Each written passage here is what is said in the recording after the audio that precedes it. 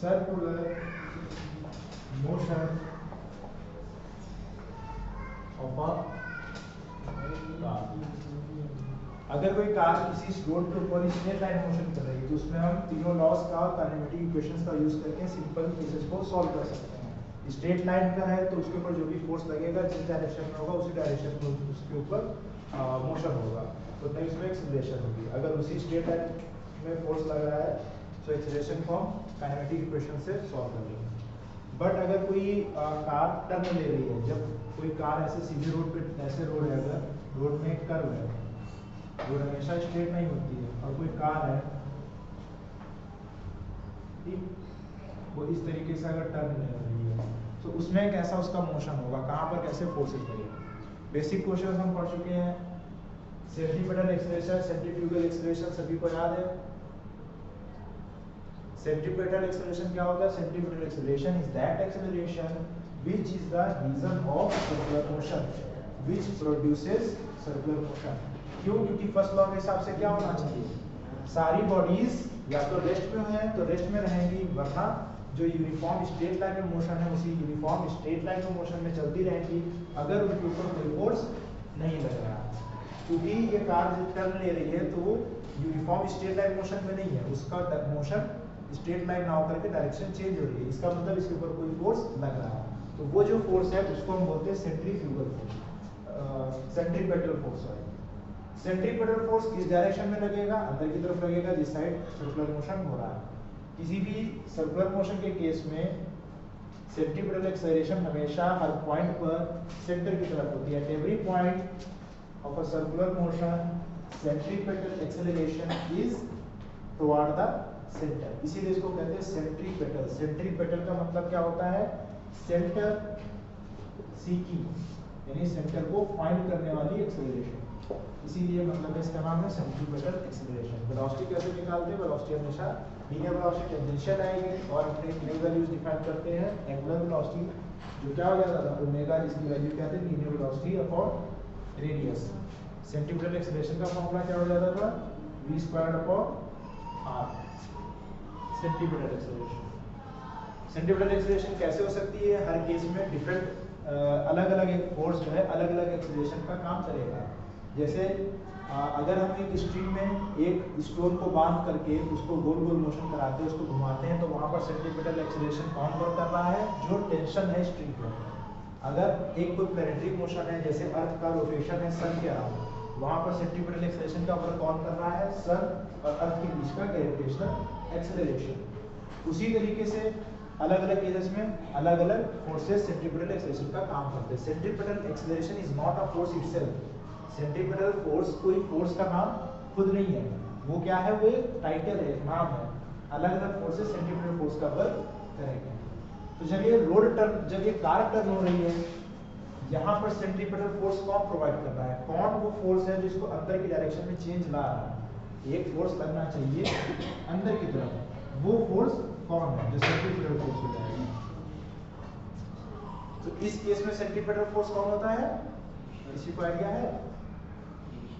Friction. इस case में centripetal force क्या होता है? फ्रिक्शन। टायर्स और जो रोड है उसके बीच में जो फ्रिक्शन लग रहा है वही फ्रिक्शन है जो इसको टर्न करा रहा है। अगर कार यूजुअली क्या होता है, अगर कार बहुत ज़्यादा स्पीड में होती है और टर्न करती है तो क्या होती है? जब टर्न नहीं हो पाता है कार क्या होती है? स्लिप हो जाती है, हाँ पलट जाती है, तो वो चीज़ है स्लिप हो जाएगी। अगर बहुत तेजी से टर्न करने की कोशिश करती है तो आगे की तरफ स्किड करती है, यानी स्ट्रेट लाइन मोशन में ही चलती रहती है। यानी कि जब वो सही से टर्न ले रही है तो स्ट्रेट लाइन में मोशन फॉरवर्ड डायरेक्शन में नहीं हो रहा है, फॉरवर्ड डायरेक्शन में मोशन नहीं हो रहा है। फ्रिक्शन के केस में जब फॉरवर्ड डायरेक्शन में मोशन नहीं होता है फोर्स लगने के बाद भी, तो वो कौन से टाइप का फ्रिक्शन था? कौन सा फ्रिक्शन था जिसमें मोशन नहीं होता था? वो स्टेशनरी के केस में था, static friction. Correct. So static friction, so static friction वो फोर्स होता है जो इस सेंट्रीपेटल एक्सेलरेशन को प्रोवाइड करता है। सो अब हम देखेंगे, हमें पता है कि एक्सेलरेशन क्या हो जाएगी? सेंट्रीपेटल एक्सेलरेशन FC लिखा है, वहां पर AC भी लिखा है, कुछ भी लिख सकते हैं, AC लिख दिया जाए जैसे, पर हम पहले वैल्यूज निकाल लेते हैं। जो अंदर की तरफ फोर्स लग रहा है वो क्या हो जाएगा mv²/r, जो हम पहले पढ़ चुके हैं। ठीक है, m यहाँ पर क्या है, मास ऑफ द बॉडी, कोई बॉडी का मोशन है, हम किसके लिए, कार के लिए स्पेसिफिकली करें तो मास ऑफ द कार हो जाएगा, वरना कोई भी बॉडी है उसका मास हो जाएगा। v क्या हो जाएगा, इसकी लीनियर वेलोसिटी, इस पॉइंट पे जब वो उसमें टर्न हो रहा है, linear velocity not angular velocity. r क्या हो जाएगा, रेडियस, कौन सा रेडियस, जिस सर्कल में टर्न हो रहा है उस सर्कल की रेडियस। अब ये फोर्स कौन है, सेंटीमीटर फोर्स है। अब इस फोर्स को बैलेंस कौन कर रहा है, इस फोर्स को बैलेंस कौन कर रहा है, देखते हैं इस कार को। अगर ऐसे ये कार है रोड पर, इसके ऊपर कौन कौन से फोर्सेस लग रहे हैं, एक तो इसका वेट है, वेट क्या हो जाता है, वेट हो जाता है mg, जो नीचे की तरफ लगेगा। अब क्योंकि ये क्या है, हवा में नहीं है, एक सरफेस के ऊपर है, तो सरफेस क्या प्रोवाइड करेगा इसके ऊपर, रिएक्शन, तो वो रिएक्शन हो जाएगा ऊपर की तरफ n। फिर साथ में जब ये टर्न कर रहा है उस समय क्या लग रहा है उसके ऊपर, उसको टर्न हो रहा है, सेंट्रीपिटल फोर्स लग रहा है। सेंट्रीपिटल फोर्स कौन हो जाएगा, फ्रिक्शनल फोर्स। तो तीन फोर्स क्या ऐड करेंगे, normal reaction, weight of the body, और थर्ड हमारा हो जाएगा फ्रिक्शन फोर्स, जो कि स्टैटिक फ्रिक्शन होगा इस केस में। अब स्टैटिक फ्रिक्शन की डायरेक्शन क्या है, ना वो ऊपर है ना नीचे, वो किस तरफ है, जिस सर्कल में टर्न हो रहा है उसके इनवर्ड डायरेक्शन में। नॉर्मल फोर्स किधर लगेगा, ऐसे आउटवर्ड, और वेट क्या लगेगा, ऐसे इनवर्ड। वो एक्स एक्सिस पे अगर है तो ये वाई एक्सिस पे, तो दोनों परपेंडिकुलर एक्सिस पे। अब हम इसमें देखते हैं कि बैलेंसिंग कैसे कर सकते हैं। Static friction force, static friction force limiting case निकालने का क्या फॉर्मूला होता है, स्टैटिक फ्रिक्शन फोर्स का फॉर्मूला क्या था, mu N. So friction force का फॉर्मूला स्टैटिक फ्रिक्शन का फोर्स का क्या हो जाता है, ये क्या होता है हमेशा लेस देन और equal to coefficient of static friction into normal reaction. और यही फोर्स इनवर्ड है, जो कि क्या होता है सर्कुलर मोशन के केस में, यूनिफॉर्म सर्कुलर मोशन के केस में mv²/r। तो यहाँ से पुट करने पर वैल्यू क्या हो जाएगा,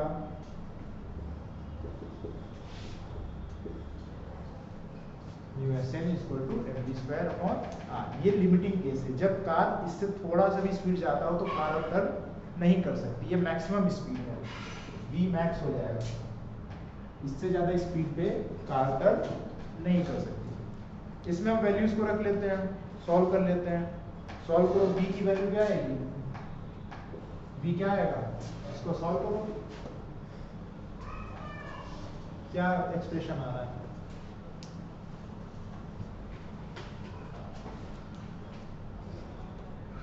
μSN = mv²/r। तो यहाँ से v² की वैल्यू क्या आ जाएगी, या v की वैल्यू, v² की वैल्यू निकाल तो फिर v आ जाएगा।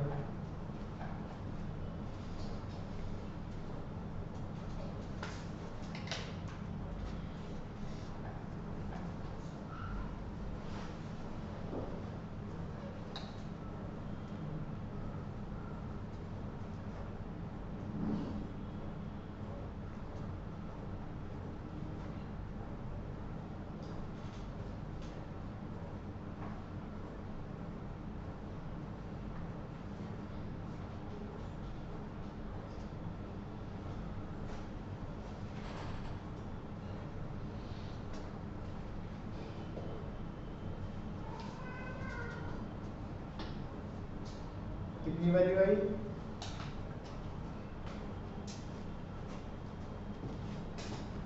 μSN r इस साइड ट्रांसपोज हो करके क्या हो जाएगा, मल्टीप्लिकेशन में हो जाएगा, m mass of the body transpose हो करके डिवीजन में हो जाएगा। n की वैल्यू क्या है, नॉर्मल रिएक्शन किसके इक्वल है, mg। जब स्ट्रेट रोड पे चल रहा है तो mg और नॉर्मल रिएक्शन दोनों इक्वल हो जाएंगे। सो v² will be μS mg r/m, m and m will get cancelled, so v will be μS g r का μS is 1 turn, okay, it is a coefficient of static friction। तो ये हमारा formula आ गया। ये क्या है, ये हमने क्या हो जाता है, ये सब क्या है, मैक्स स्पीड। क्यों, क्योंकि फ्रिक्शन फोर्स तो कम भी हो सकता है। फ्रिक्शन फोर्स की वैल्यू कहाँ से कहाँ तक होती है, 0 से लिमिटिंग के केस तक, 0 से लिमिटिंग फ्रिक्शन तक। तो ये कहीं भी हो सकता है। ये क्या मैक्सिमम वेलोसिटी है, ये मैक्सिमम वेलोसिटी है जो किसी गिवन रोड और टायर के मटेरियल के कॉम्बिनेशन के लिए मैक्सिमम टर्न पॉसिबल है, शॉर्टेस्ट रेडियस के लिए जो possible v equal to under root inverse are.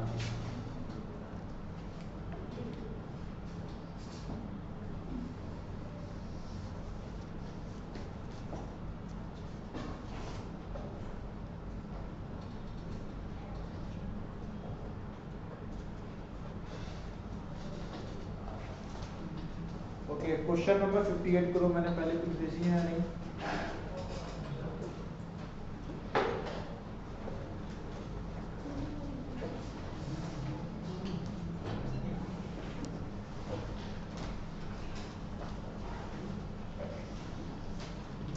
इसके बाद में भेजी है, निकाल दो यार, फोटो से।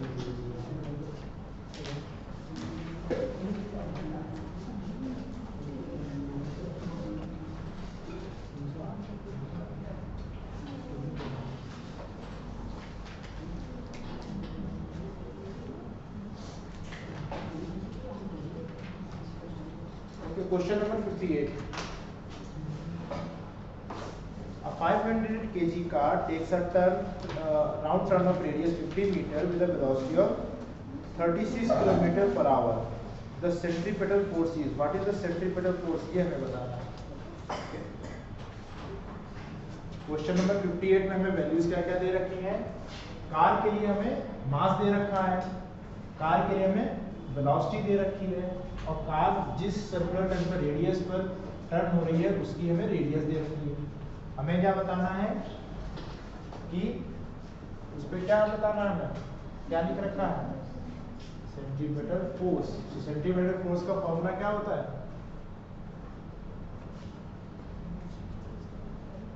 mv स्क्वायर पर आर। इसमें वैल्यूज रख देनी है, आंसर आ जाएगा 500 into 10 square अपॉन 50 मीटर, यानी कि आंसर नंबर ए आ जाएगा। चेक करो। हाँ ऑप्शन में आ जाएगा।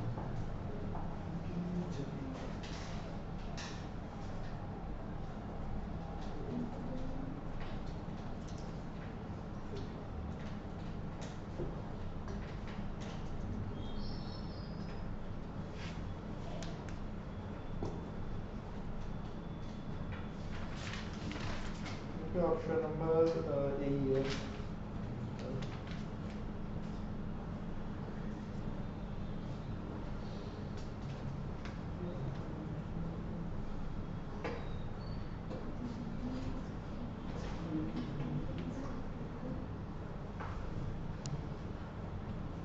कर लिया सभी ने?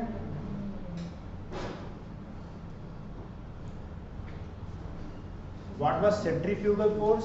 सेंट्रीफ्यूगल फोर्स क्या होता है? सेंट्रीपेटल फोर्स क्या होता है? सेंट्रीपेटल फोर्स क्या था? Sector seeking force. ये नोट करा था, जो एक्सप्रेशन सॉल्व करा था, इसको नोट कर लिया है ना?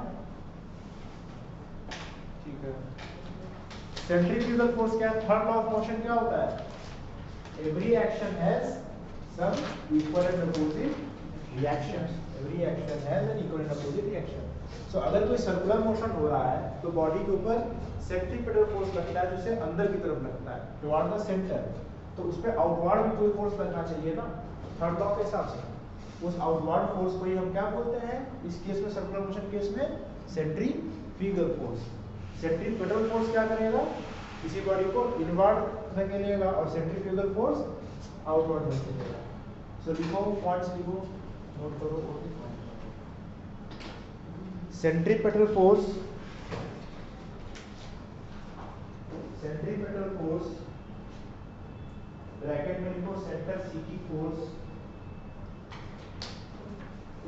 Centripetal force, petal force bracket में लिखो centre seeking force, SEEKING, centre seeking force,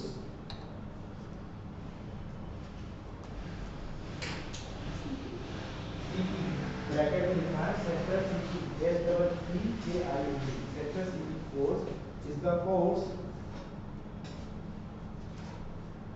causing circular motion is the force causing a circular motion is the force causing a circular motion and always acts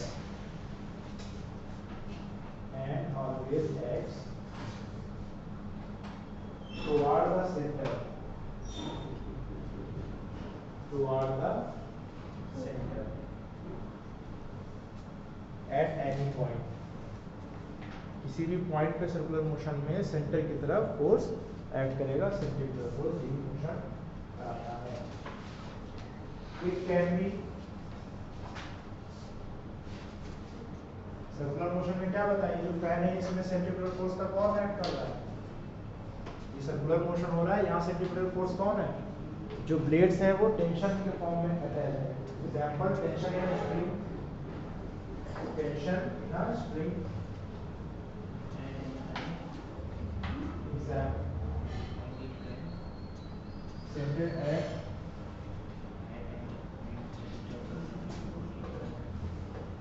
at any point. Example it can be tension in a string. It can be tension in a string, comma gravitational force. जैसे इस case में क्या था, gravitational heavenly bodies के case में क्या है, अर्थ क्यों सन के चारों तरफ सर्कुलर मोशन करता है? कौन सा फोर्स है जो उसको मोशन करा रहा है? फर्स्ट तो कहता है कि अर्थ को स्ट्रेट लाइन में मोशन करना चाहिए अगर कोई नेट फोर्स एक्ट नहीं कर रहा है. इसका मतलब उसके ऊपर नेट फोर्स एक्ट कर रहा है. तो कौन सा मोशन है? सन और अर्थ के बीच का ग्रेविटेशनल फोर्स. हेवनली बॉडीज में कौन सर्कुलर मोशन कराता है? Gravitational force. सारे ऑर्बिट्स इलिप्टिकल होते हैं या सर्कुलर होते हैं? क्या होते हैं हेवनली बॉडीज के? ओवल नहीं होते, इलिप्टिकल होते हैं. ठीक है. ग्रेविटेशनल फोर्स लिखा, comma friction force on road, friction force on road etcetera. Friction force on road etcetera. उसी में लिखो as per third law of motion, as per third law of motion, as per third law of motion,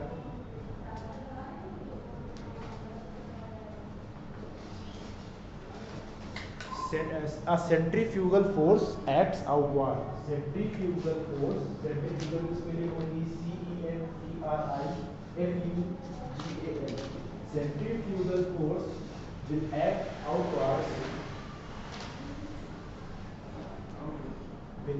outwards. Opposite to centripetal force. Centripetal force को कौन उसके third law से क्या लगेगा? वहां को रहेगा centrifugal force. अब ये एक्शन रिएक्शन वाली जो चीज है वो चीज समझ लेना. सेंट्रीफ्यूगल फोर्स कहाँ लग रहा है, सेंट्रीफ्यूगल फोर्स कहाँ लग रहा है, इसके ऊपर लग रहा है. अभी देखो क्वेश्चन नंबर 60 जो मैंने भेजा है उसमें 60 देखो एमटीजी में. Question number 60, when milk is churned, cream gets separated due to. Milk से क्रीम निकालने के लिए क्या होता है? एक चर्नल होता है, एक मशीन होती है जो एक ड्रम होता है जिसको गोल गोल घुमाया जाता है. उसमें मशीनरी होती है, नीचे मोटर लगा होता है जिसकी वजह से गोल गोल टर्न करता है, रोटेट करता है. उस रोटेशन को करने पर क्रीम उसमें से अलग हो जाती है और उसका मिल्क है वो सेपरेट अलग हो जाता है. उसको बोलते हैं सेपरेटेड मिल्क. कैसे होता है? या नॉन क्रीम्ड मिल्क. सो सेपरेशन वहाँ किस वजह से हो रहा है? सेपरेशन वहाँ किस वजह से हो रहा है? अब एक चीज तो ये समझनी है. पहली बात, ऐसे बीच में उसके एक स्पिंडल होती है, वो पूरे को होल्ड करने के लिए ऐसे रोटेशन करता है. मान लिया कि एंटी क्लॉकवाइज ऐसे रोटेट कर रहा है, ऐसे ऐसे. मिल्क क्या होता है? मिल्क कहाँ पर रह जाएगा और हमारा जो क्रीम है वो किधर रह जाएगा? मिल्क किधर जाएगा जब ऐसे रोटेट होगा और क्रीम होगा, दोनों अलग अलग हो जाते हैं। क्यों अलग हो जाते हैं? हाँ, वेट से अलग होना होता तो ऐसे वो स्टेशनरी में भी हो जाते हैं ना। हाँ, वेट की वजह से होते हैं, मास की वजह से, पर क्यों, क्या एक्ट कर रहा होता है? बाहर की तरफ कौन सा फोर्स लग रहा है? Centrifugal force. जब ये ऐसे रोटेट कर रहा है इस ड्रम के ऊपर सेंट्रीफ्यूगल फोर्स लग रहा है, और वो जो बॉडीज है उसके ऊपर वो क्या बाहर की तरफ उसको पुश करेगा। अब मास की बात करते हैं। क्रीम के पार्टिकल्स, जिसमें क्रीम होती है उसके पार्टिकल्स मिल्क के बाकी जो प्रोटीन और उसका वाटर और बाकी जो उसके होते हैं कॉन्स्टिट्यूएंट्स उससे लाइटर होता है, तो वो ज़्यादा दूरी पर आउटवर्ड मूव कर जाता है, और बाकी जो हैवी पार्टिकल्स होते हैं वो कम, क्योंकि देखो फोर्स तो सभी के ऊपर सेम लग रहा है ना। यही ड्रम सारे पार्टिकल पर फोर्स लगा रहा है, सो जो सेंट्रीपेटल जो उसका फोर्स है, सेंट्रीपेटल फोर्स जो कि सेंट्रीफ्यूगल के बराबर हो जाएगा, वो क्या हो जाता है? इक्वल हो जाता है। बट मास डिफरेंट है। अब इसको सेम रहना तो जिसका मास ज्यादा होगा उसका रेडियस कम हो जाएगा, और जिसका मास कम होगा उसका रेडियस ज्यादा हो जाएगा, तो दोनों पार्टिकल्स अलग अलग पोजीशन पर चले जाएंगे। यहाँ पर रिंग्स बन जाएंगे ऐसे, एक ये रिंग होगी, एक ये रिंग होगी, एक ये रिंग होगी, मास के बेसिस पर डिफरेंट रिंग्स बन जाएंगे, जिससे दोनों अलग हो जाएंगे। तो इसका आंसर क्या हो जाएगा? इसका आंसर हो जाएगा सेंट्रीफ्यूगल फोर्स। ओके, इस ड्रम के ऊपर सेंट्रीफ्यूगल फोर्स लग रहा है मोटर की वजह से, और वो पार्टिकल्स पर सेंट्रीफ्यूगल फोर्स लगा रहा है, और उस फोर्स की वजह से, क्योंकि फोर्स सभी पार्टिकल्स पर सेम है, फोर्स तो सेम है, बट मास के हिसाब से वो सभी वैल्यूज चेंज हो जाएंगी, इस वजह से अलग अलग वो लेयर्स में सेपरेट हो जाएगा। क्वेश्चन नंबर 54 देखो क्या आंसर होगा। A car of mass m is moving on a level circular track of radius r। Level का ध्यान रखना, लेवल का मतलब होता है हॉरिजॉन्टल, हॉरिजॉन्टल रोड बराबर, जिसमें कोई भी टेढ़ी हुई सड़क, टेढ़ी मेढ़ी किधर भी नहीं है। On a level horizontal road of radius r, if mu s represents the static friction between the road and tires of a car, between roads and tires of the car, the maximum speed of the car in circular motion is given by। एक काम करो, पहले मैंने ऐसे सीधे दिखाई दिया था, ये जो करा था इसके ऊपर जगह है उसमें कहीं, या साइड में कहीं पॉइंट बनाकर लिख लो, स्टार बना करके इस तरीके से पॉइंट लिख लो, समझाया तो मैंने दिखाया नहीं है।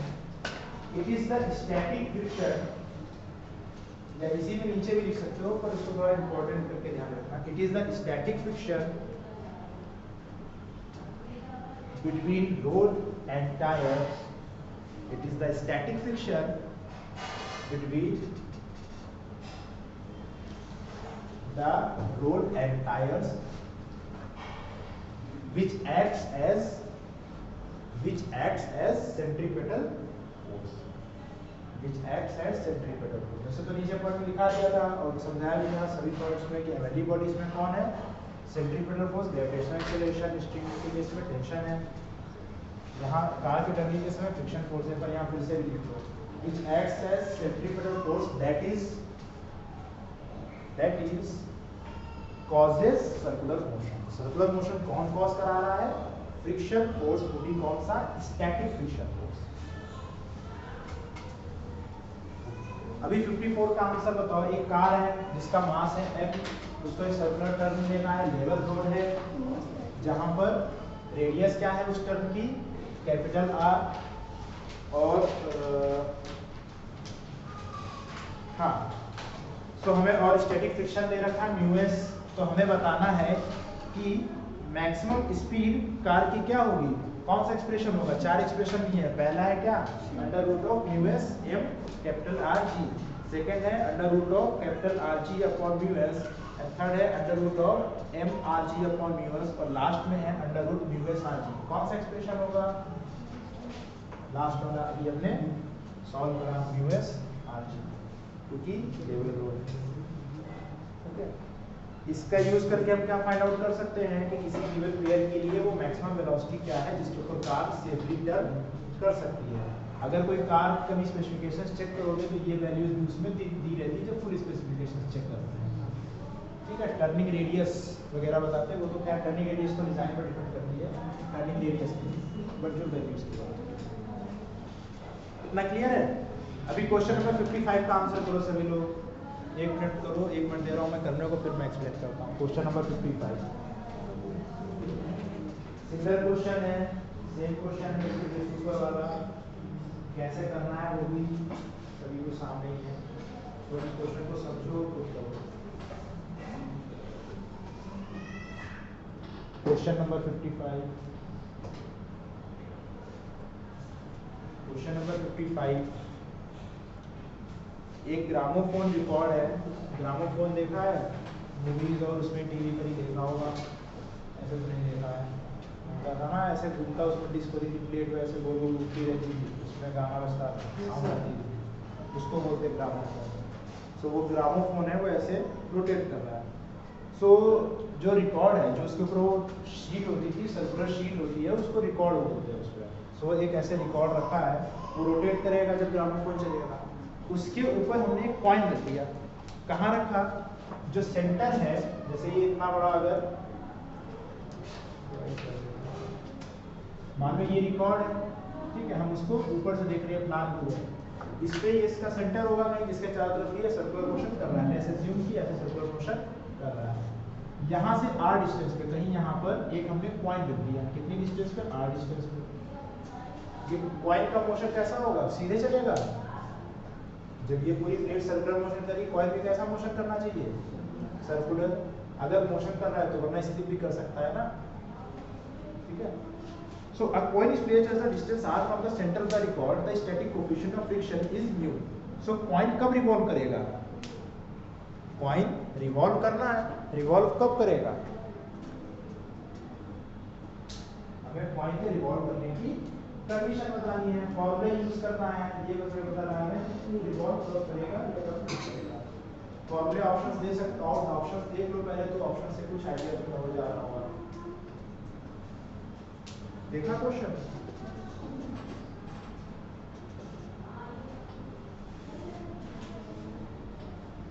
देखा? हमें बताना है कि वो कौन सी पोजीशन है, कौन सी कंडीशन है रेडियस की, कितनी दूर रखने पर वो या कितने पास रखने पर वो मोशन करेगा सर्कुलर, वरना करेगा नहीं। यहाँ पर हमें क्या दे रखा है? ऑप्शंस, म्यू की वैल्यू यानी स्टैटिक फ्रिक्शन, जी की वैल्यू यानी ग्रेविटेशनल एक्सेलरेशन, r जो हमने लिया था, r रेडियस होता है, वो रेडियस को हमें फाइंड आउट करना है। v मैक्स हमें दे रखा है, v या वेलोसिटी दे रखी है? नहीं दे रखी है। क्या दे रखा है उसकी जगह? ओमेगा। ओमेगा क्या होता है? Angular velocity. ओमेगा क्या होता है? Angular velocity. तो एंगुलर वेलोसिटी का लीनियर वेलोसिटी से रिलेशन पता होगा, है ना?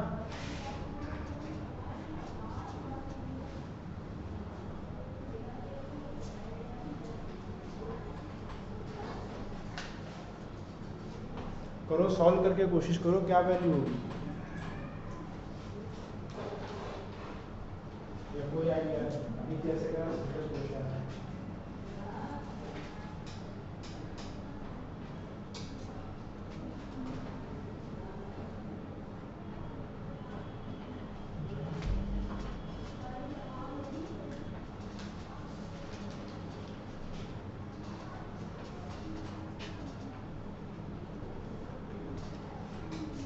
चला? कोई आइडिया नहीं आ रहा? क्वेश्चन नहीं समझ में आया क्या? किसको क्वेश्चन ही नहीं समझ में आया? क्वेश्चन किसको नहीं समझ में आया जल्दी से बताओ, फिर से क्वेश्चन एक्सप्लेन करता हूँ। सी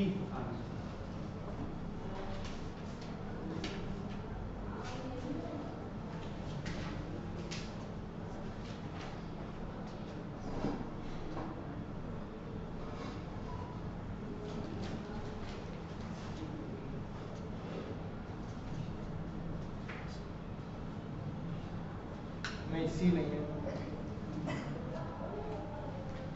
देखो, जैसे ये करा था सेम सिचुएशन का, सेंट्रीपेटल फोर्स क्या हो जाएगा?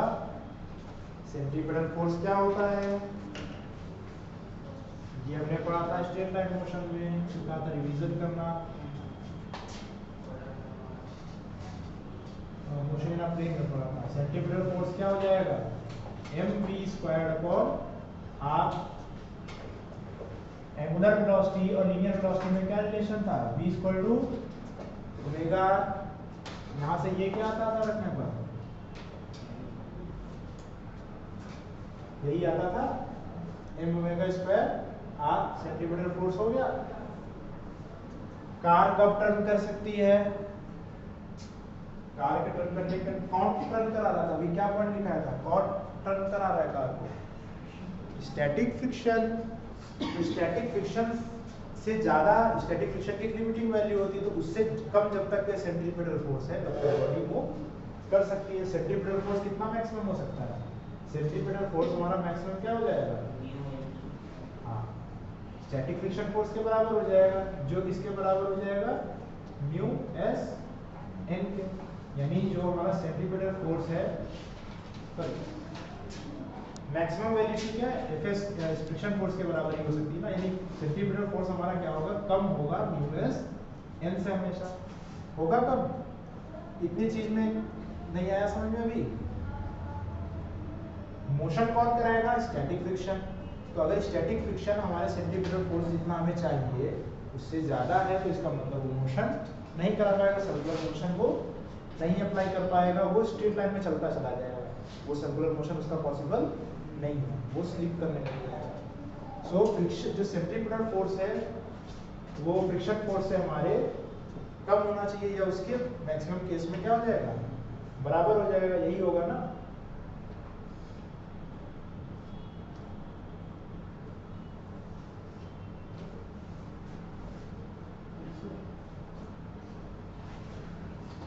ये कितना है? m ओमेगा स्क्वायर r, और ये क्या हो जाएगा? Mu S M G. और हमें निकालना क्या? रेडियस कितना? तो रेडियस के लिए क्या आ रहा है? mm कैंसिल हो जा रहा है, r क्या आ रहा है?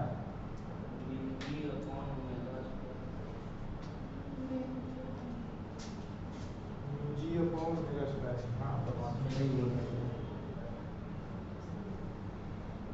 सी ऑप्शन नहीं आएगा, सही कहा हमने, ये रेसिप्रोकल कर दिया है। ठीक है। सो आर की वैल्यू क्या हो जाएगी? Mu G upon omega square से लेस देन या इक्वल टू, इतनी डिस्टेंस पर अगर वो पॉइंट रखा है तो वो पॉइंट रोटेट करेगा। होगा क्या कि अगर ये मान लो डिस्टेंस है ये आर मैक्सिमम, ये वाली वैल्यू, इससे अंदर कहीं पर कोई पॉइंट रखा हो, यहाँ रखा हो, यहाँ रखा हो, यहाँ रखा हो, यहाँ रखा हो, तो वो रोटेशन करेगा। इससे अगर आगे गए तो क्या होगा? ये डिस्क जो इसके ऊपर सेंट्रीपिटल फोर्स लगाएगी, जो इसके ऊपर वो फोर्स लगाएगी, फ्रिक्शन फोर्स उसको आगे कर ही नहीं पाएगा, तो क्या लगेगा? इसके ऊपर क्या होगा? फ्रिक्शन फोर्स एक्ट नहीं कर पाएगा। सो नेट फोर्स क्या हो जाएगा? फ्रिक्शन फोर्स में से वो घट जाएगा। सो ये सीधा डायरेक्शन में मोशन ऐसे करने लग जाएगा, और ऐसे चल जाएगा। इसके ऊपर कॉइन रखेंगे, कॉइन ऐसे सीधा चला जाएगा। ठीक, इसको सॉल्व कर दो।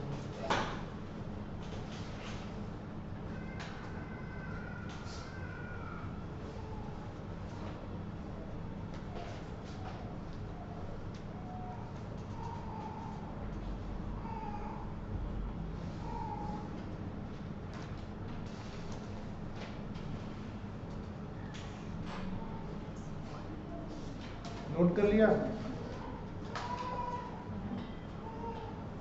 अभी उसके बाद हेडिंग डालो on a back road, on a back road.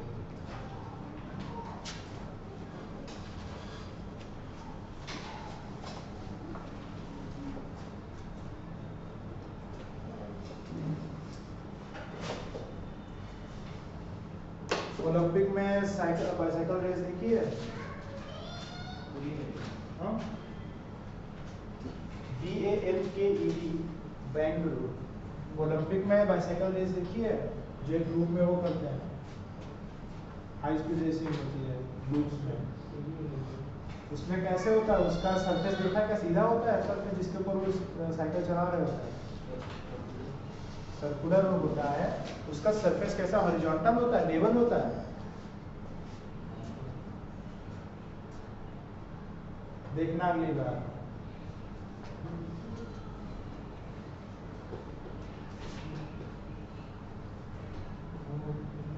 इसको मैं रिमूव कर रहा हूँ, पर तो अच्छा रिमूव भी नहीं करते, अगर जरूरत पड़ेगी तो हटा लेंगे। तो लोगों ने जो लिख रखा है उससे उसको रेफरेंस करते रहना। बैंड रोड का मतलब है जब रोड सीधी ना हो करके रोड टेढ़ी हो, अब रोड टेढ़ी का मतलब ऐसा नहीं कि स्लोप है, रोड के स्लोप के ऊपर चढ़ रहे हैं, हमें रोड पे नहीं चढ़ना है। रोड हमारी ऐसे सीधे थी, वो ऐसे कर्व में वैसे ही है, बट उस रोड के किनारे एक साइड ऊंचे हैं, एक साइड कम है। रोड बराबर होती है ऐसे नहीं होती है, रोड बराबर नहीं बनाई जाती है, रोड टेढ़ी है। मान लो कि ये ऐसे कर्व है, ठीक, ये जो रोड है इस साइड, इसको ऐसे सामने से क्रॉस सेक्शन देखें तो क्या हो, यहाँ से सामने से देखने पर ऐसे बना रहे हैं, इसका ऐसा ट्रेड बना, इस साइड मान लो रोड ऊंची है और इस साइड कम है, या इस साइड ऊंची है और इस साइड कम है, या ये सड़क क्या है, फ्लैट ना होकर के ऐसे टेढ़ी है, हॉरिजॉन्टल ना होकर के, लेवल ना होकर के टेढ़ी है, तो उसको हम बोलते हैं बैंक्ड रोड। अब बैंक के कितने साइड हो सकती है, दोनों साइड हो सकता है कि इधर इधर स्लोप हो, ऐसा भी हो सकता है इधर से भी स्लोप, इधर से भी स्लोप, बीच में ओके, दोनों तरफ से ऐसे स्लोप हो सकती है। ऐसी रोड को क्या बोलते हैं, बैंक रोड। ठीक, अब बैंक रोड पे हम सामने से देख रहे हैं, रोड सीधे जा रही है और कार उस पर सामने से आ रही है। मान लो कि ये है बैंकिंग, अब एक्चुअल में कितनी बैंकिंग तुम्हें रोड पे यूजुअली नहीं मिलेगी, जो ओलंपिक बाइसाइकिल रेस बता रहे हैं उसमें इतनी बैंकिंग नहीं होती है अप्रोक्सीमेटली, लेकिन इतनी होती है सिग्नल बनाने की तरह। बट हम क्या करते हैं कि बस समझने के लिए बना रहे हैं। ये दो व्हील्स हैं, ठीक, ऐसे ये सामने से कौन सी कार का सेक्शन दिख रहा है, ये सामने से देख रहे हैं। सामने से देखने का मतलब ये है कि ये है स्टीयरिंग, ठीक, ये हमें किस साइड स्टीयरिंग की है, राइट साइड। ओके, तो हम ये सामने से देख रहे हैं कार, ये ऐसा नहीं कि कार ऐसे ऐसे नहीं जा रही, कार ऐसे आ रही है, और ये रोड कैसे ऐसे टर्न है सर्कुलर, ठीक, इमेजनरी दिमाग में रखना वरना समझ में नहीं आएगा, बाकी फॉर्मूला तो करेंगे।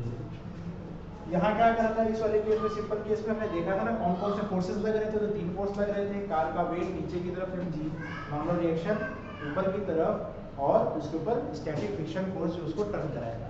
इस केस में क्या वेट तो mg लगेगा ही लगेगा, वेट तो नहीं चला जाएगा कहीं, वेट हमेशा किधर लगेगा, डाउनवर्ड।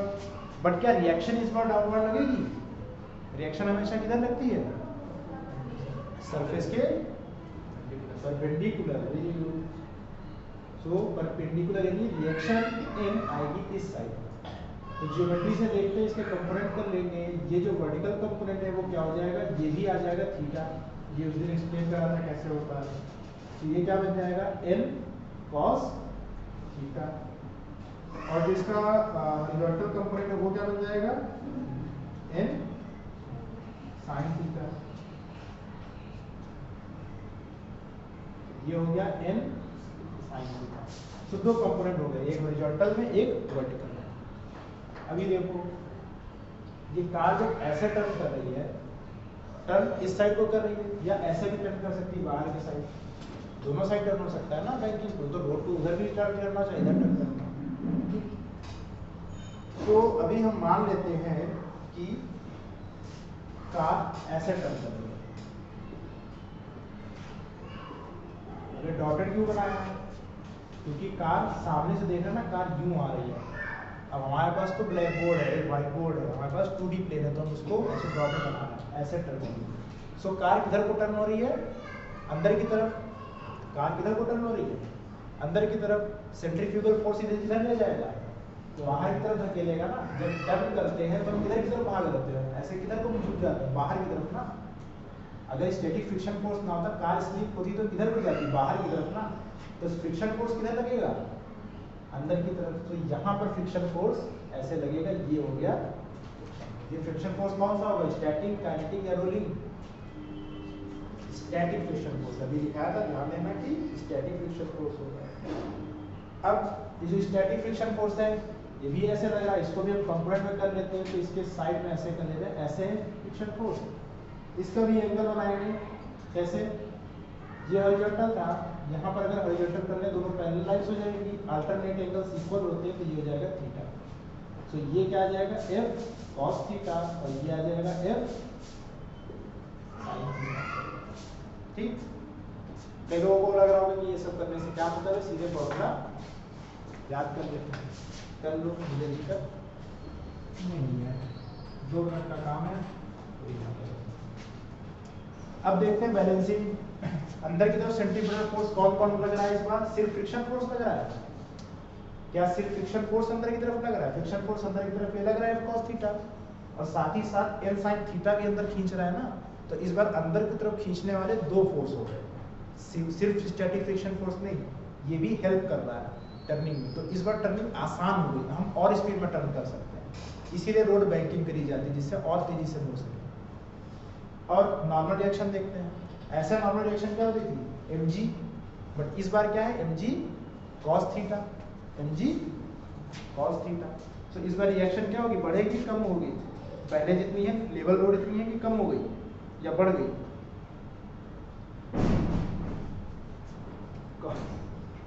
cos थीटा की वैल्यू क्या होगी जब 0 से ज्यादा है? तो देखो भाई, centripetal force is equal to mv square upon r। ये कौन प्रोवाइड कर रहा है?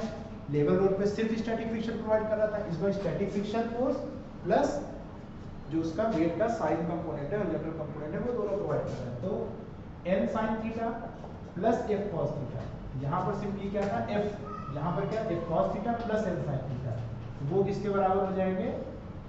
mv स्क्वायर अपॉन r के, ऐसे साइन लगेगा। मैक्सिमम केस में अगर हम ले लें तो क्या हो जाएगा? ये इससे कम हो तो भी चलेगा या क्या? तो हमें तो लिमिटिंग केस की बात करनी होती है जब वेलोसिटी मैक्स हो जाएगी, तो उस केस में ये हो जाएगा mv स्क्वायर अपॉन r। अब यहाँ से सॉल्व कैसे कर सकते हैं?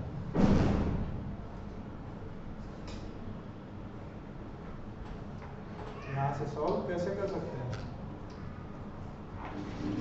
mg plus f sin theta देखो किधर लग रहा है? mg किधर लग रहा है? नीचे की तरफ। f sin थीटा किधर लग रहा है? नीचे की तरफ, दोनों नीचे की तरफ लग रहे हैं। n cos थीटा किधर लग रहा है? जब कार ऐसे टर्न कर रही है तो क्या कार ऊपर उड़ जाती है हवा में, या जमीन के नीचे चली जाती है? नहीं, तो जहां थी वहीं रहती है। तो वर्टिकली वो किस केस में है? इक्विलिब्रियम में है। इक्विलिब्रियम में है यानी इसके ऊपर कोई नेट फोर्स नहीं लग रहा है ना, वरना तो ऊपर उड़ जाती है, नीचे आ जाती है। तो नेट फोर्स जब जीरो, तो फर्स्ट लॉ क्या कहता है? जब नेट फोर्स जीरो होता है तो बॉडी उसी केस में रेस्ट में रहती है, जैसा मोशन था वैसे ही रहती है। रेस्ट में थी तो रेस्ट में, अगर इसी डायरेक्शन में यूनिफॉर्म स्ट्रेट लाइन मोशन था तो उसी डायरेक्शन में यूनिफॉर्म स्ट्रेट लाइन मोशन रहता है, यानी कि रहेगा। हमें पता है कि वर्टिकल में यूनिफॉर्म मोशन है, वर्टिकल में तो प्रैक्टिकली रेस्ट के केस में, इस केस में हम मान सकते हैं, ठीक। तो क्या हो जाएगा? नेट फोर्स क्या हो जाना चाहिए? Zero. So net vertical force must be zero. So net vertical force क्या हो जाएगा? नीचे की तरफ क्या लग रहा है? ऊपर की तरफ लग रहा है cos थीटा, इसको पॉजिटिव मान लेते हैं, नीचे वाले फोर्स को माइनस मान लेते हैं, तो f sin थीटा हो जाएगा जीरो। तो यहाँ से क्या जाएगा? n cos theta is equal to mg plus f sin theta. तो ये दो हमारे पास इक्वेशंस आ गए। ओके, अब इसके बाद हम क्या करते हैं? इतना है क्लियर? वो डायग्राम बना लो, इतनी दोनों इक्वेशंस लिख लो।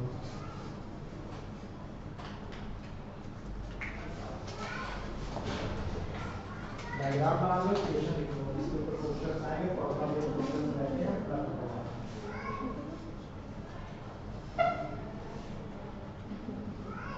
समझ में आया कि क्या रीजन है? बैंकिंग करने से टर्न करना थोड़ा सा इजियर हो जाता है।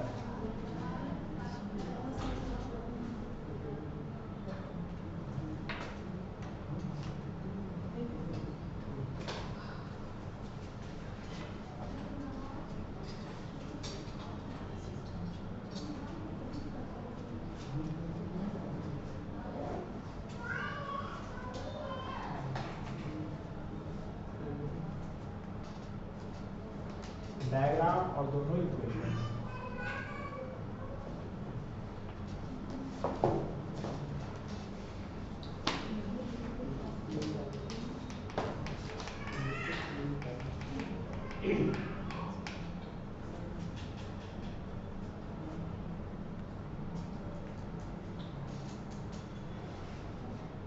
लिख लिया?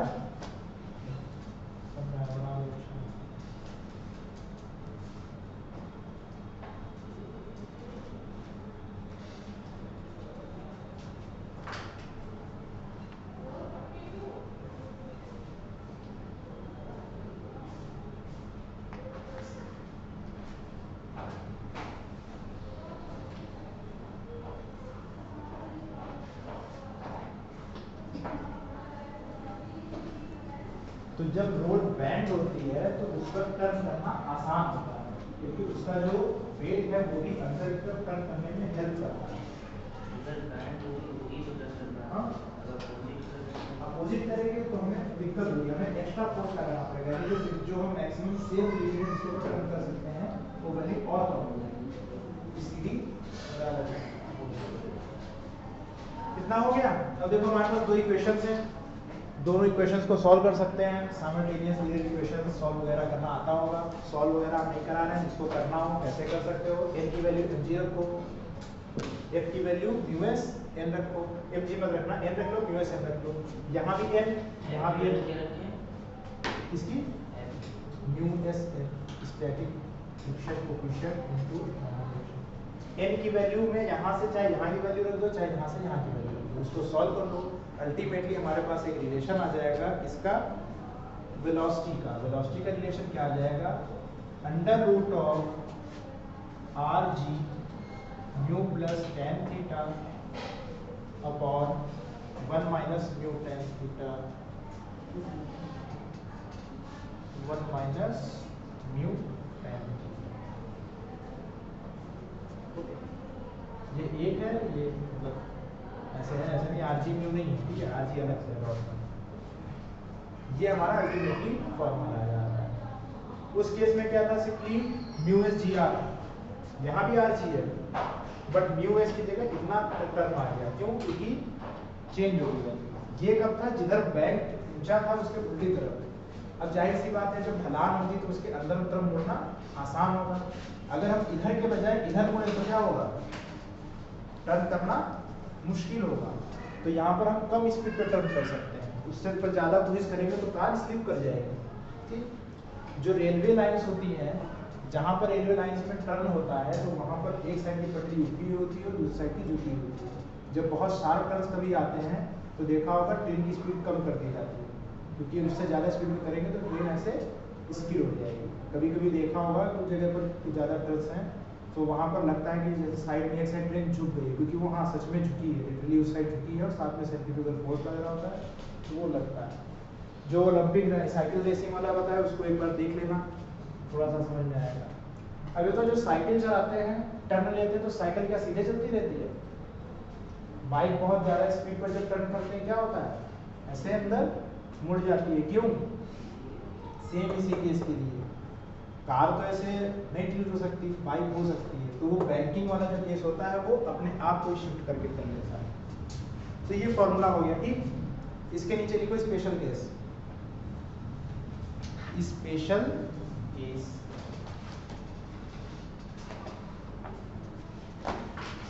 Special case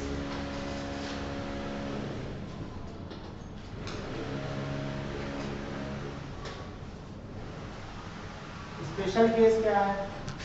if mu S is equal to 0, ध्यान रखना ये सब जगह एस है, म्यू एस वो अंडरस्टूड है कि स्टैटिक मोशन।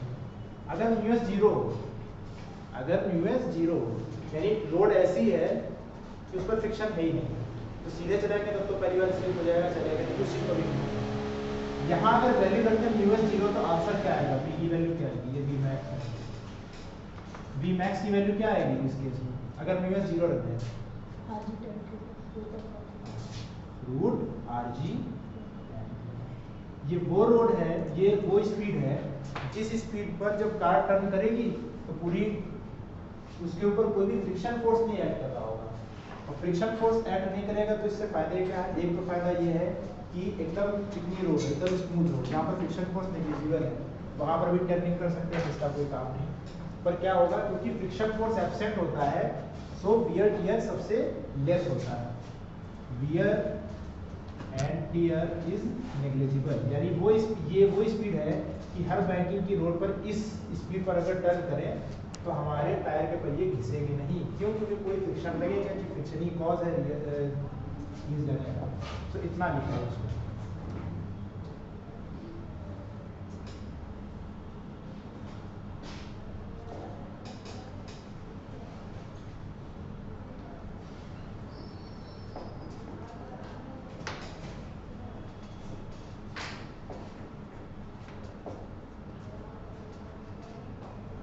नीचे का नोट कर दिया था ना, ये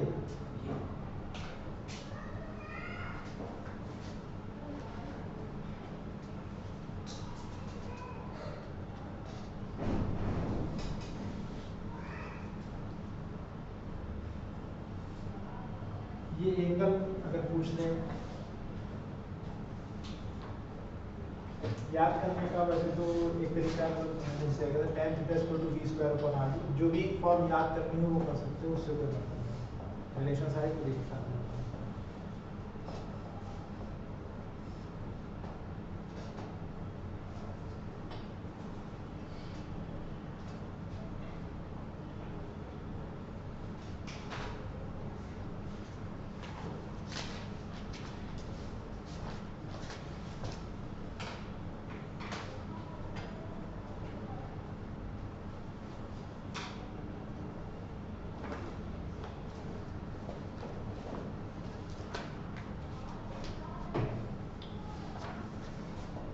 हो गया इतना, लिखो फिर heading bending of cyclist, bending of cyclist, cyclist bend क्यों हो जाता है,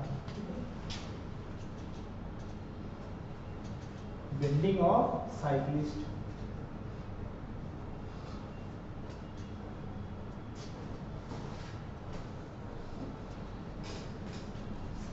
पूरा डायग्राम इसमें भी है, इसमें भी होता है सॉल्व कराने का, पूरा करा ले रहे हैं, सिमिलर जैसे वो डायग्राम बना था वैसे ही डायग्राम होता है। ऐसे साइक्लिस्ट है, उसका वेट यहाँ mg लगेगा, तो उसके दो कंपोनेंट हो जाएंगे, तो इसके ऊपर नॉर्मल रिएक्शन लगेगी इस डायरेक्शन में इस डायरेक्शन में, उसको हम सॉल्व कर लेते हैं। सेंट्रीपिटल फोर्स कितना लगेगा, जिस साइड पर टर्न कर रहा है अंदर की तरफ टर्न करना है, तो इस साइड FC लग जाएगा, उसमें हम कंपोनेंट्स रख देते हैं, वो बैलेंस हो जाते हैं, उससे हमें मतलब नहीं है। सॉल्व कराते हैं, पूरा डायग्राम बना के बताएं।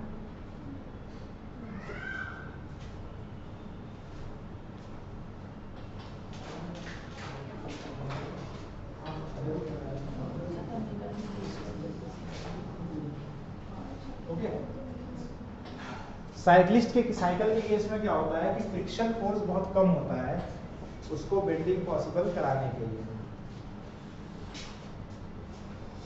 लिखो फ्रिक्शन फोर्स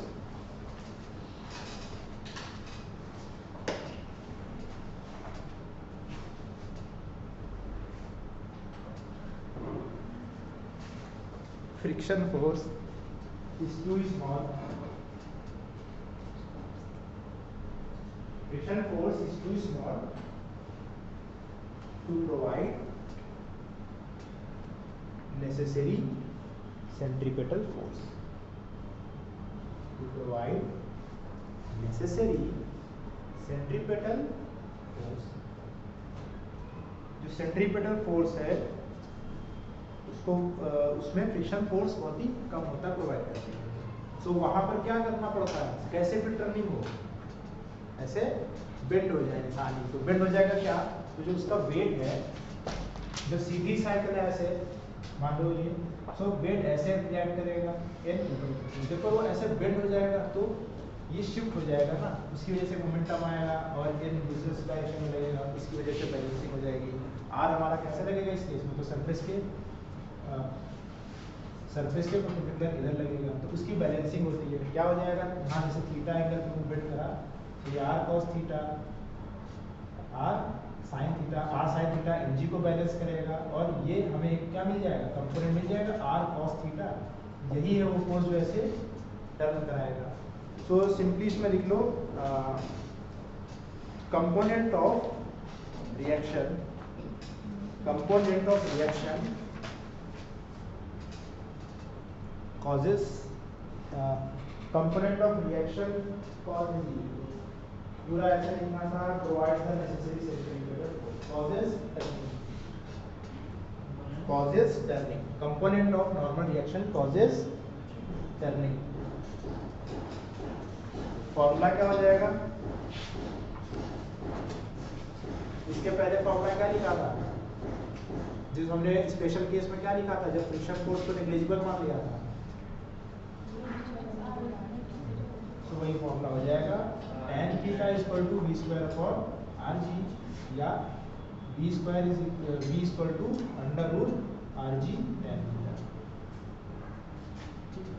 पूछते हैं यार कि अच्छा ये साइकिल वाला से जा रहा था, उसको इतना टर्न लेना था, तो उसकी साइकिल कितनी बेंड होनी चाहिए, ज़्यादा बेंड करेगा तो एक्स्ट्रा बेंड हो जाएगी, वही रह जाएगा, कम बेंड करेगा तो टर्न पॉसिबल। उसको थीटा की वैल्यू निकाल लेते हैं। थीटा इक्वल कितना हो जाता है tan inverse d square upon बस इतना काम।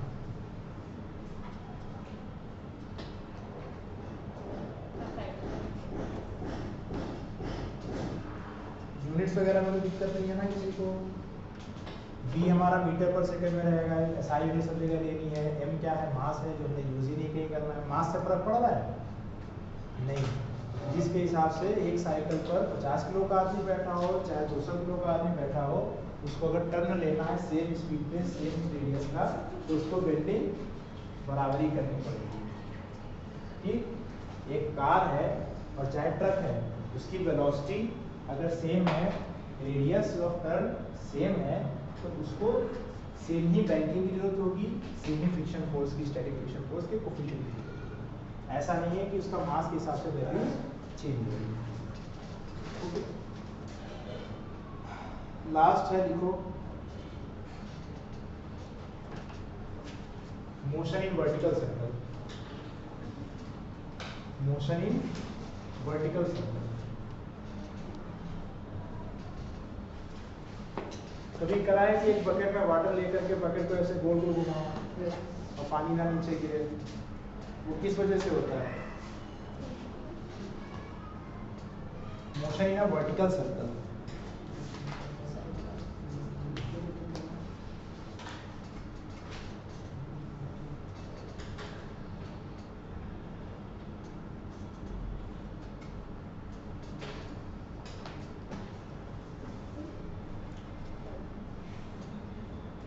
एक ऐसे सर्कल बना लो, यहाँ सेंटर हो जाएगा,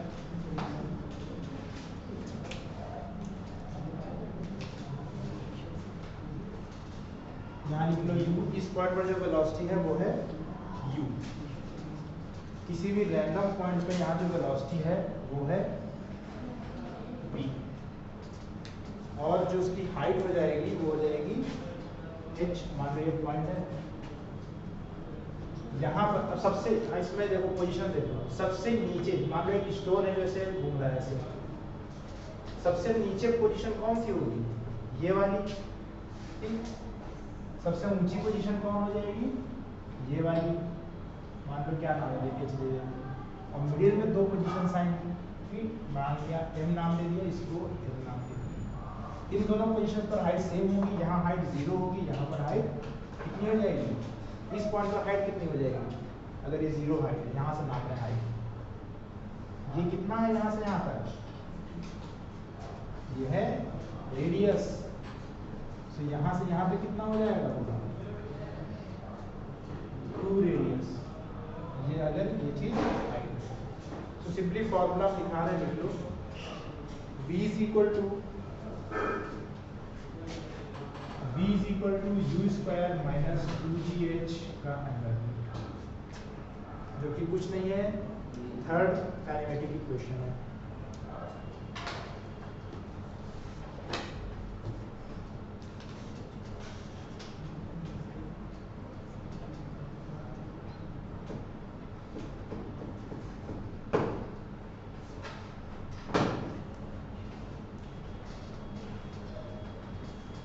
टेंशन के लिए फॉर्मूला लिख लो। टेंशन के लिए मतलब है कि टेंशन का फॉर्मूला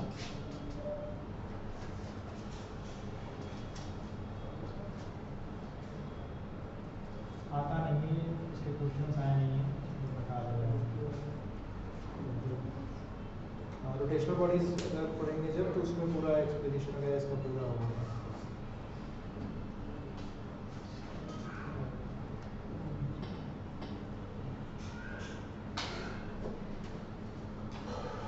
लिख दो minimum velocity to complete the loop. ऐसा भी हो सकता है कि इस स्टोन पर यहाँ से थ्रो करा, वो इतना तो गया और यहाँ से फिर वापस आ गया। एक मिनिमम वेलोसिटी होगी कि वो पूरा एक चक्कर लगाएगा, वो कितनी होती है? √5gr।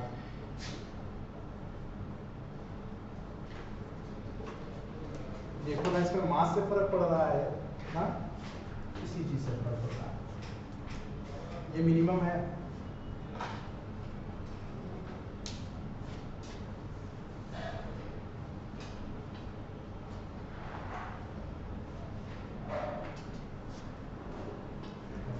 टॉप तक वेलोसिटी क्या हो जाएगी, v minimum root g r. NCERT में इसका रोटेशनल बॉडीज के चैप्टर में पूरा एक वर्क एनर्जी पावर है, वर्क एनर्जी पावर में पूरा इसका एक क्वेश्चन के बेसिस पर उन्होंने सॉल्व कराया, तो वहाँ पर रिलेशन वगैरह की जरूरत पड़ती है। फिलहाल हमने बस पढ़ लिया है, आते नहीं है ऐसे इसमें क्वेश्चन नहीं है, बट क्वेश्चन नंबर 50 देखो, क्वेश्चन नंबर 50।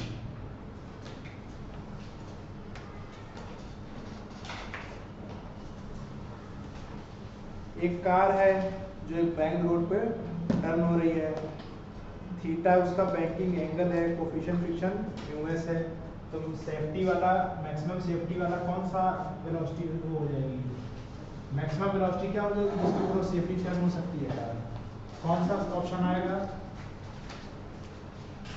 ऑप्शन नंबर, आसान है तो बहुत, इसमें वैल्यूज ही ऐसे दे रखे हैं, option number A B C D में से कौन सा है क्वेश्चन नंबर 50 का,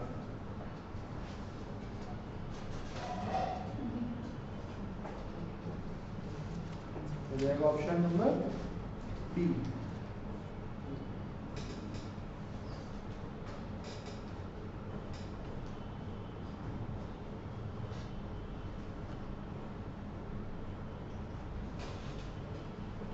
क्वेश्चन नंबर 49 देखो, one end of a string of length L is connected to a particle of mass M and the other end is connected to a small peg on a smooth horizontal table. If the particle moves in circle with speed v,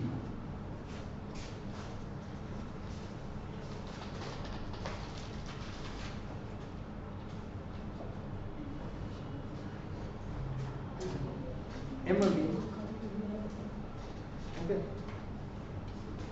m और v velocity के साथ ऐसे ही एक string है और ये circular motion ऐसे क्या हुआ, ऐसे सर्कुलर मोशन हो रहा है। तो क्वेश्चन है कि इसका सेंट्रीपिटल फोर्स कौन प्रोवाइड कर रहा है, सेंट्रीपिटल फोर्स इसमें, इसके ऊपर नेट फोर्स कौन है, इसको मोशन कौन करा रहा है, ये एक रस्सी बंधी है, रस्सी को मोशन कौन कराता, सर्कुलर मोशन, क्या लिखाया था, जो पहला पॉइंट लिखाया था सबसे पहले उसमें क्या लिखा था, सेंट्रीपिटल फोर्स के बारे में लिखा रखा था, एग्जांपल लिखा था कहां पर कौन फोर्स है, सेंट्रीपिटल फोर्स कोई फोर्स नहीं होता है, वो टाइटल होता है, सेंट्रीपिटल फोर्स अलग अलग केस में होता है, स्ट्रिंग के केस में कौन प्रोवाइड करेगा, टेंशन, जब ऐसे स्ट्रिंग घूम रही है तो स्ट्रिंग में टेंशन कभी पत्थर घुमा कर देखा नहीं है, खींचना पड़ता है, स्ट्रिंग में टेंशन होती है, तो जो टेंशन लगेगा वही टेंशन इसको मोशन करा रहा है ना, अब बॉडी के ऊपर नेट फोर्स लग ही रहा है तो टोटल फोर्स क्या हो जाएगा, टोटल फोर्स हो जाएगा टी टेंशन, यही आंसर होगा। बस क्वेश्चन पढ़ना है, समझना है, टिक कर लेना है।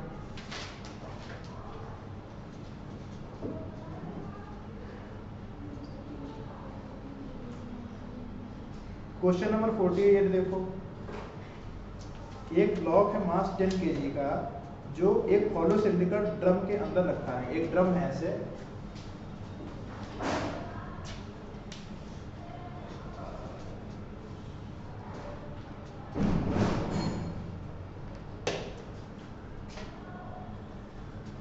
एक ड्रम है जिसकी रेडियस है 1 मीटर, तो इधर भी 1 मीटर हो जाएगा, हाँ रेडियस 1 मीटर, इसके अंदर एक मास है, ब्लॉक ऑफ मास है 10 kg का, वो इसके अंदर रखा है, कोफिशिएंट ऑफ फ्रिक्शन दे रखा है म्यू 0.1 है, एक ऐसे कोई ये ब्लॉक है, इसके और इसके बीच के सरफेस में 0.1 का है। अब सिलेंडर को रोटेट कर रहे हैं, रोटेट कर ऐसे तो ब्लॉक क्या होगा, ब्लॉक अगर रखेंगे वो कहाँ, यहाँ नीचे पड़ा रहेगा ना, उस पर तो नहीं रहेगा, पर जब रोटेट करते क्या हो जाता है, किसी ने मौत का कुआं देखा है, आगे तो तक सुना ही है बस, उसमें क्या होता है, गाड़ियाँ चलती है, तब नहीं देखा, उसमें मोटरसाइकिलिस्ट होता है जो इतनी स्पीड से चलता है कि वो दीवार के ऊपर स्टेशन नहीं रहता है, ठीक है, क्यों, क्योंकि उसका जो सेंट्रीपिटल फोर्स लग रहा है और जो उसको ग्रेविटी नीचे खींच रही है उसको वो इक्वलाइज कर देता है, तो नेट फोर्स हो जाता है 0, ठीक। सो पूछा है कि मिनिमम हमें वेलोसिटी बतानी है, एंगुलर एक्सेलरेशन बतानी है जिसके ऊपर वो बैलेंस रहेगा। यानी कि वो ब्लॉक जैसे यहाँ पहुँच गया इस पोजीशन पर, तो यहाँ से नीचे नहीं गिर रहा है। क्यों नहीं गिरा? क्योंकि रोटेट कर रहा है, ये इसकी एक्सिस ऐसे जैसे रोटेट कर रहा है। तो हमें बताना कि किस वैल्यू पे वो रोटेट नहीं कर रहा है। अब ये बताओ, ये बॉडी इस पर अटैच है, ये इसके ऊपर कौन कौन से फोर्स लगेंगे?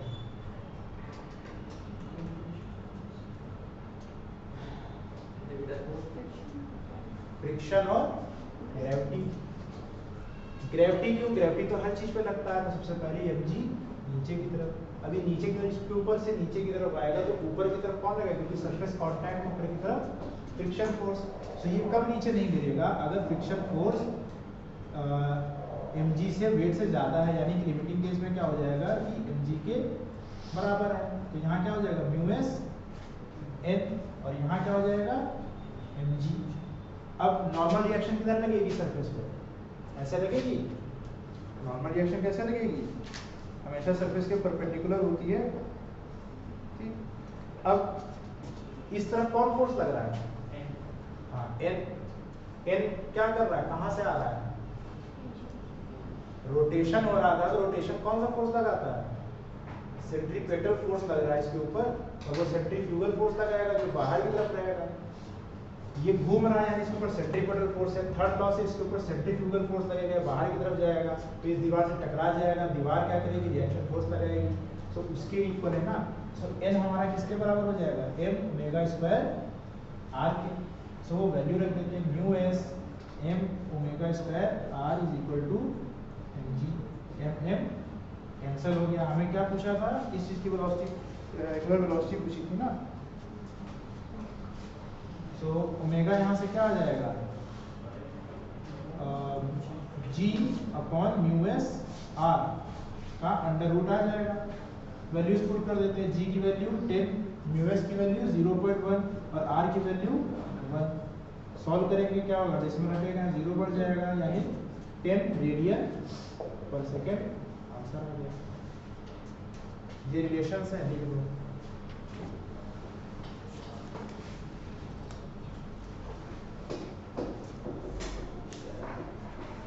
इसके बाकी के क्वेश्चंस करने हैं। सबसे पहले कौन सा क्वेश्चन करना है? 53 करना है, 56 करना है, उसके बाद बाकी उस ऑर्डर में करना है। 53 56, उसके बाद बाकी लाइन से कर लेना।